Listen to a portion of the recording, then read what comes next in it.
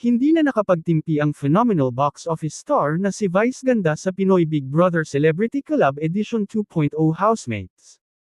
Pinagsabihan talaga ng TV host comedian ang mga supporters ng mga housemates on national TV, sa gitna ng mga isyong naglalabasan tungkol sa katatapos lamang na season ng naturang reality show.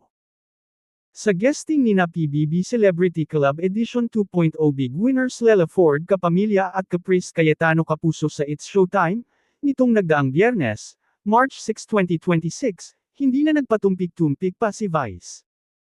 Aniya, sa lahat ng fans, all of you are appreciated. But don't forget to be kind and human, and peace-loving, di ba? Dapat masaya lang tayo. Suportahan natin ang bawat isa sa masayang pamamaraan, di ba huwag ninyo bibigyan ng sakit ng ulo yung mga idols ninyo. Huwag ninyong ipapahiya mga idols nyo sa mga ginagawa nyong kabulastugan, dahil hindi kayo ang napapahiya, sila. At sila ang nahihirapang makisama sa iba pang mga taong makakasalamuhan nila. Kailangan silang i-remind na ganyan, just be fun, ang paalala pa ni Vice.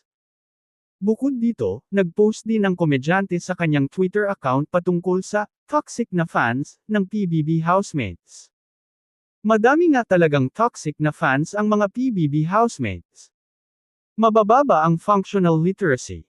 Kaya napapabuntong hininga na lang ang mga staff ng show pag guestyang housemates, kasi for sure may mga fantards na konting utot magmamahuy.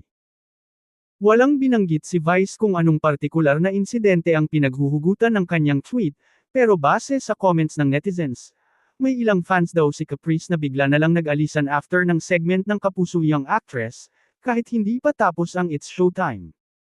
Kitang-kita raw tuloy sa TV na butas ang audience dahil nabakant bigla ang kanilang mga upuan.